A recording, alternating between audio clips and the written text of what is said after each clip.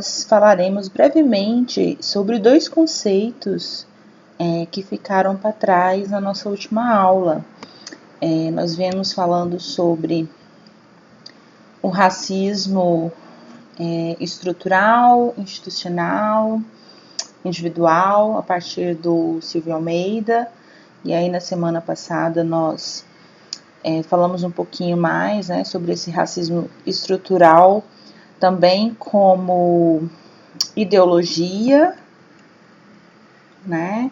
Pedi para vocês fazerem uma atividade de pesquisa, né, buscando dados estatísticos que ilustram o racismo estrutural no nosso contexto brasileiro, pensando aí várias categorias, né, de violência, educação, saúde, trabalho, sempre também fazendo os recortes não só de raça, mas também de gênero.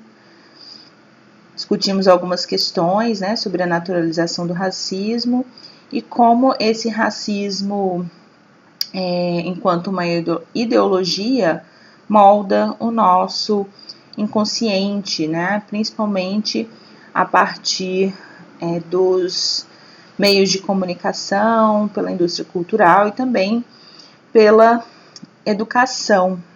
E aí, enquanto uma ideologia, e também uma ideologia que também é prática, né, o racismo ele vai se instalando de forma naturalizada em nosso consciente, produzindo aí um imaginário coletivo que acaba por determinar, né, colocar as pessoas negras em lugares de subalternidade,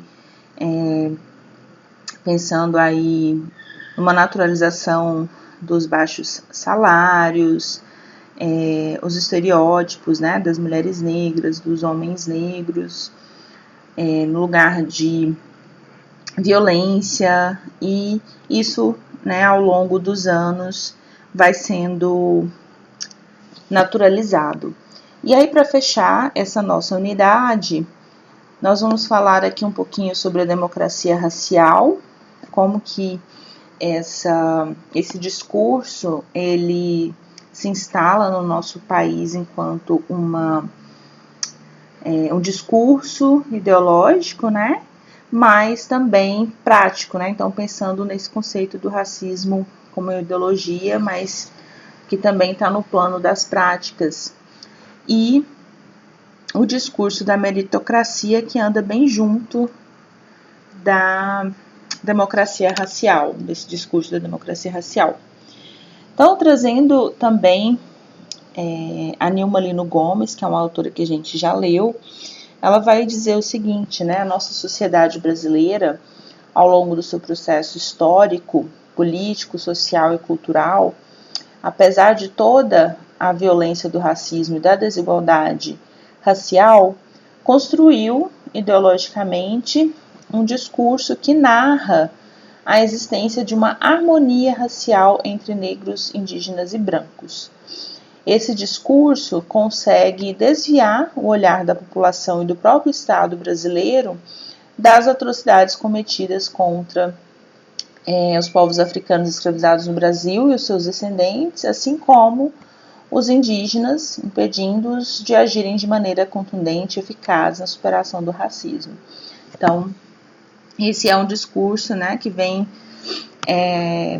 sendo reiterado, né, pensando aí nessa suposta harmonia entre as raças. Sociólogos, antropólogos vão concordar, né, em denominar esse tipo de interpretação da nossa realidade brasileira como um mito, né? Então, a democracia racial ela é um mito, ou seja, uma narrativa construída com a intenção de falsear a realidade. Então, o mito, né, dessa democracia racial pode ser compreendido como uma corrente ideológica que pretende negar a existência de uma desigualdade entre brancos, negros e indígenas do Brasil. E isso é fruto do racismo, né? E aí se afirma nesse mito que existe, né, entre esses grupos raciais uma situação de igualdade de oportunidade e de tratamento. E aí a gente vê colado aqui o discurso da meritocracia, né? Diante da nossa Constituição, né? Devemos ser tratados em pé de igualdade. Então, quem consegue sobressair e atingir os seus objetivos foi por mérito, né? Então, tá bem coladinho aí esse discurso. Esse mito pretende, de um lado, negar a discriminação racial contra os negros e indígenas do Brasil e, de outro lado, perpetuar estereótipos, preconceitos e discriminações. E aí, se a gente segue a lógica desse mito de que todas as raças, né, ou etnias existentes no Brasil estão em pé de igualdade socio-racial e que tiveram as mesmas oportunidades desde o início da formação do Brasil, poderemos ser levados a pensar que as desigualdades sociais, as posições hierárquicas, né, existentes entre essas raças, se devem a uma incapacidade inerente a determinados grupos, né, que estão em desvantagem, como os negros e os indígenas. Então, esse é o grande problema, né, desse discurso, dessa narrativa da democracia racial.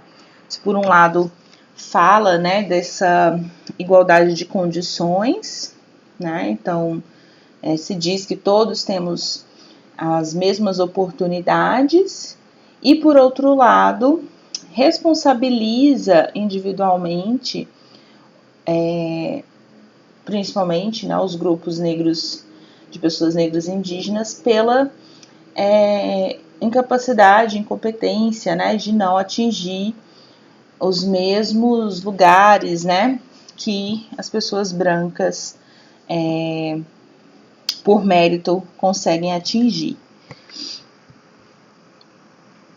Enquanto discurso, esse mito da democracia racial elege alguns negros bem-sucedidos para reforçar essa lógica, né, perversa.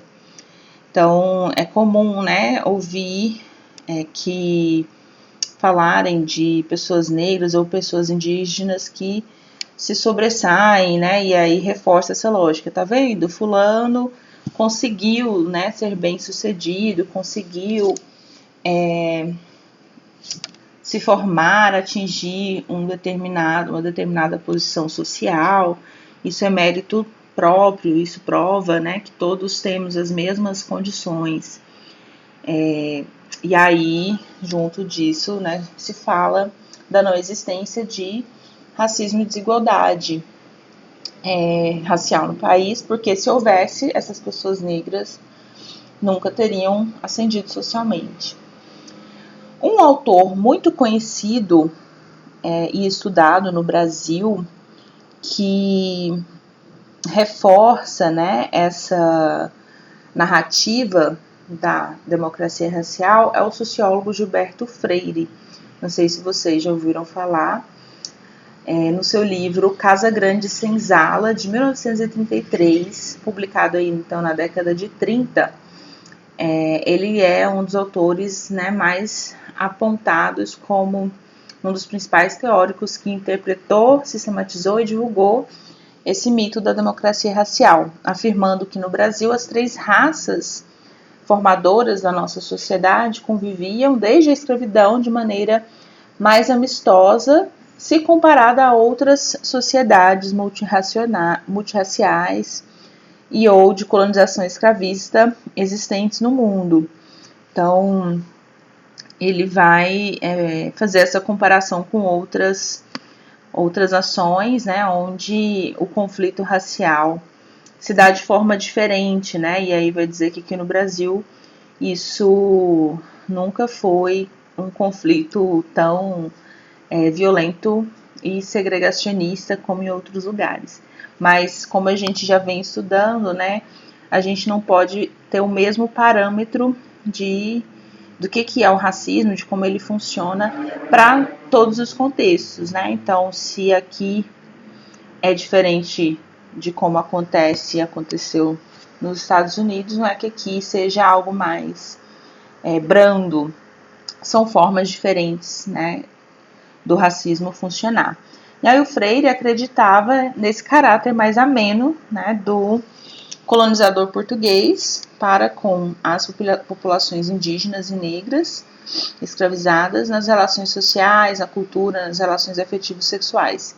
O que é uma inverdade, né? Então, se a gente for pensar outras narrativas que mostram a violência, né, os estupros que muitas mulheres negras e indígenas sofriam, o genocídio, né, das populações indígenas,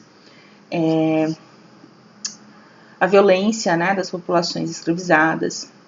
E aí esse livro, Casa Grande Senzala, ele foi amplamente lido e traduzido da língua portuguesa para várias línguas estrangeiras, e essas interpretações que ele traz também foram amplamente divulgadas. Então esse autor, Gilberto Freire, ele ajudou a propagar, né, essa narrativa da democracia racial, essa ideia de que no Brasil existia uma harmonia entre as três raças, a qual já tinha sido anunciada, né, por outros intérpretes do Brasil, como a gente viu no vídeo, né, que nós assistimos em sala de aula da Lilian Schwartz, né, falando sobre outros autores, falando sobre esse projeto, né, do branqueamento, sobre como que ele explicava, esses teóricos explicavam a miscigenação no nosso país. Mas o Gilberto Freire foi um dos teóricos, né, e intérpretes desse nosso contexto que ficou mais amplamente conhecido, né, nacional e internacionalmente.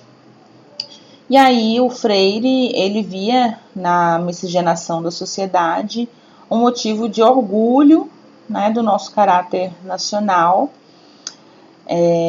também acreditando, né, nessa questão do branqueamento, mas não considerava que essa miscigenação, né, que esse processo de mistura entre as raças foi construído a partir da dominação, da colonização, da violência, sobretudo aí de uma profunda violência sexual dos homens brancos em relação às mulheres negras e indígenas. E aí, como eu dizia, né, o discurso da meritocracia ele anda junto com o discurso da democracia racial, quando se diz que todos, né, todas as raças, né, todos os povos têm a mesma oportunidade, né, todos são tratados em pé de igualdade no nosso contexto brasileiro. Então, se todos temos as mesmas oportunidades, quem se sobressai, quem alcança sucesso por mérito, né? Então, o discurso da meritocracia, ele é não apenas economicamente eficaz, mas também um fator de estabilização política, né? Então, ele coloca as pessoas nos seus devidos lugares, né, naturalizando as hierarquias, porque responsabiliza individualmente o sucesso ou o insucesso, né, das pessoas. Então, a soma do racismo histórico e da meritocracia permite que a desigualdade racial vivenciada na forma de pobreza, desemprego, privação material, seja entendida como falta de mérito dos indivíduos, né? E aí a meritocracia se manifesta por meio de mecanismos institucionais, como os processos seletivos nas universidades, os concursos públicos. Então, uma vez que a desigualdade educacional está relacionada com a desigualdade racial, mesmo nos sistemas de ensino públicos e universalizados, o perfil racial dos ocupantes de cargos de maior prestígio no setor público e dos estudantes nas universidades mais concorridas reafirma esse nosso imaginário que, em geral, associa competência e mérito a condições como branquitude e masculinidade, heterossexualidade, cisnormatividade. Então, pensando aí nos vários recortes que acompanham raça também, né? Então, esse é o discurso, essas pessoas que estão lá, nesses lugares de prestígio, estão lá por mérito delas. E aí completam o conjunto de mecanismos institucionais meritocráticos, os meios de comunicação, né, como a gente já discutiu, pensando no racismo como ideologia, que difunde aí padrões culturais, estéticos ligados a grupos racialmente dominantes, né, aos povos, as pessoas brancas. E o sistema carcerário, cujo o pretenso objetivo de contenção da criminalidade é, na verdade, um controle da pobreza e, mais especificamente, um controle racial da pobreza. Então, junto do discurso da meritocracia, né, que acompanha essa lógica da democracia racial, a gente tem esses outros mecanismos que vão naturalizar os lugares, né, esse determinismo social dos grupos raciais no nosso país. Então, a negação do racismo e a ideologia da democracia racial vai sustentar esse discurso da meritocracia. Se não há racismo, a culpa pela própria condição é das pessoas negras ou indígenas que não fizeram tudo que estava a seu alcance. Então, esse é o grande, vamos dizer, um conjunto assim, né, de narrativas e discursos que vão entranhar e compor o nosso imaginário e naturalizar e perpetuar o racismo estrutural que muitas das vezes não é visível, né, pra gente. O que sobressai, como a gente viu nos exemplos na aula passada, são os casos de racismo individual. E aí, para finalizar, eu trouxe um vídeo que complementa, né, a atividade de vocês na busca de dados estatísticos que vão ilustrar, né, o racismo estrutural no nosso país, que é esse videozinho aqui que vai falar da desigualdade racial em dados, né? Então ele já traz aqui de forma bem curtinha alguns dados estatísticos que mostram como o racismo se materializa de forma mais orgânica na nossa sociedade brasileira.